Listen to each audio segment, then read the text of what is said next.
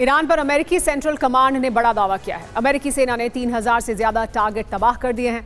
Operation epic fury के तहत यह हमला किया गया। पहले हफ्ते में हमले का आंकड़ा भी जारी किया है। सेंटकॉम ने चेतावनी दी है कि दुश्मन पर हमले जारी रहेंगे। तो यूएस सेना ने 3000 से ज्यादा टारगेट को नष्ट किया है। ऑपरेशन एपिक फ्यूरी के तहत हमला जो किया गया था उसके आंकड़े सेंटकॉम ने जारी किए हैं। पहले हफ्ते में हमले के दौरान कितने हमले किए गए, कितनी सफलता मिली, इसके आंकड़े अब जारी किए गए हैं।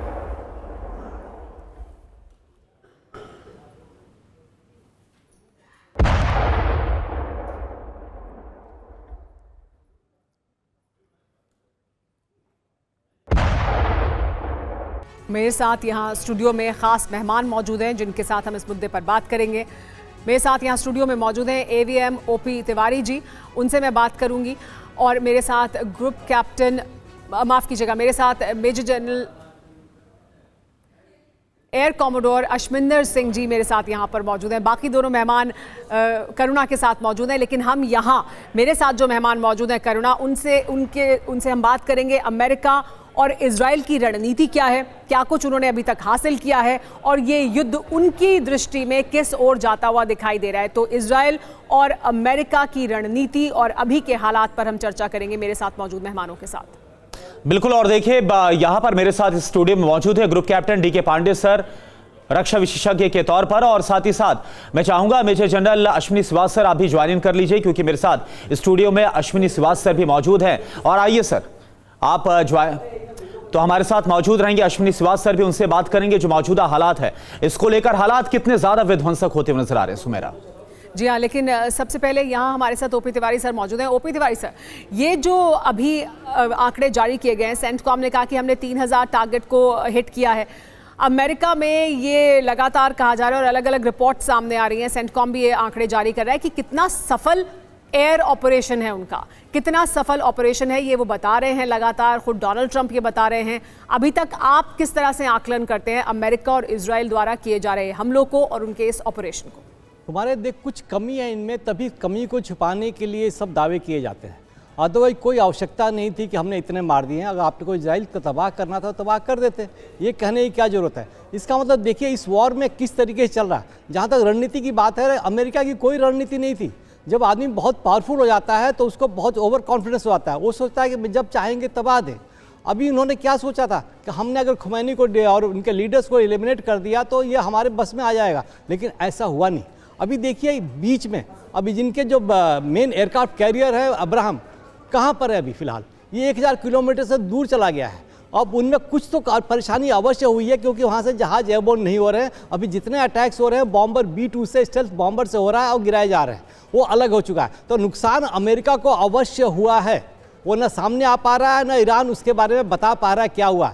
लेकिन फिलहाल जिस तरीके से वॉर चल रहा है, मैं तो नहीं कहूंगा कि ईरान भारी पड़ रहा, बट ईरान बराबरी का टक्कर अवश्य दे रहा है। ठीक है, इसी पर अशमिंदर जी से भी बात कर लेते हैं। अशमिंदर जी, आप किस तरह से देखते हैं कि जाहिर सी बात है जो ताकत है ईरान की वो अमेरिका की तुलना में नहीं है, या इजराइल और अमेरिका की तुलना में अगर ईरान की हम ताकत को देखेंगे तो वो बहुत ही लॉपसाइडेड कंपैरिजन होगा, वो शायद कोई तुलना नहीं है। लेकिन उसके बावजूद ऐसा लगता है कि इस युद्ध के लिए ईरान तैयार था। सर, हमारे साथ मनीष भी जुड़ गए हैं, मैं सर आपके पास आऊंगी, पहले मनीष से बात कर लेते हैं, वो मिडल ईस्ट में ही मौजूद हैं।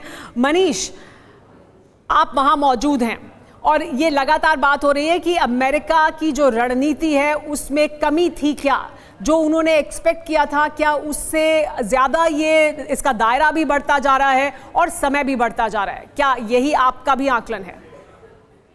बहुत भारी कमी थी, बहुत बड़ी रणनीतिक चूक थी और इसमें कोई दो राय नहीं कि प्रेसिडेंट ट्रंप अब भारी दबाव में होंगे, इसलिए भी कि आज अमेरिका इस जंग के दूसरे हफ्ते में प्रवेश कर चुका है। और वैसी स्थिति में जब प्रेसिडेंट ट्रंप ने सोचा था कि बस ये कुछ मिनट की या 1-2 घंटे की बात है, वहां अब न केवल दूसरे हफ्ते में ये जंग जा चुकी है, बल्कि आधिकारिक तौर पर राष्ट्रपति ट्रंप और उनकी पूरी एडमिनिस्ट्रेशन कह रही है कि 4 से 6 हफ्ते तो लगेंगे ही और शायद उससे कुछ ज्यादा भी लग जाए।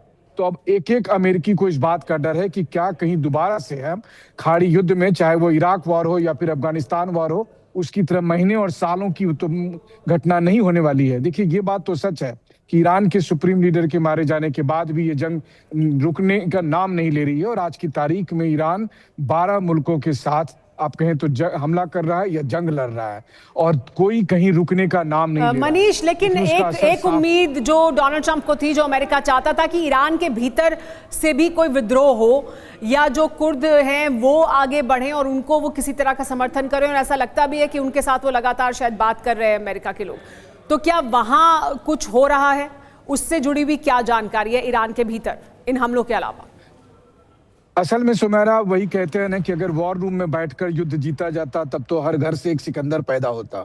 तो डोनाल्ड ट्रंप वॉर रूम में बैठकर उन्होंने बहुत सारी स्ट्रेटेजी बनाई थी, लेकिन एक के बाद एक सब फेल हो चुके हैं। और आज जब मैं और आप बात कर रहे हैं, उस वक्त अमेरिका ने अपना तीसरा एयरक्राफ्ट कैरियर को इस जंग के लिए भेज दिया है। तो वैसी स्थिति में ये बात तो साफ तौर पर लग रहा है कि ये सब कुछ क्यों हो रहा है। इसलिए क्योंकि ईरान लड़ रहा है, ईरान हमले कर रहा है, 1 दर्जन देशों पर हमले कर रहा है। तमाम तरह के दावे, तमाम तरह के दबाव और तमाम तरह के एयर स्ट्राइक के बाद भी ईरान की तरफ से लगातार हमले जारी हैं। हाँ, ये अलग बात है कि पहले दिन दूसरे दिन की तुलना में अब मिसाइलों की संख्या, ड्रोन की संख्या उतनी ज्यादा नहीं है, लेकिन हो सकता है कि इसके पीछे ईरानियन रणनीति भी होगी। अब 100-200 मीटर की दौड़ नहीं बल्कि एक मैराथन है, और उसी मैराथन के लिए देखिए, आप 10 ड्रोन भेजिए या 1000 ड्रोन भेजिए, लेकिन आपको फ्लाइट तो उतनी ही डिस्टर्ब होगी और सब कुछ बंद पड़ जाएगा। बिल्कुल, खाड़ी देशों में भी कमोबेश। ठीक है, बिल्कुल। और सवाल भी ये उठता हुआ नजर आया, मनीष, लगातार आप मिडिल ईस्ट से हमारे साथ मौजूद हैं, कि आखिर कब तक जो ईरान है वो अमेरिका और इजराइल के सामने खुद को सस्टेन कर पाएगा।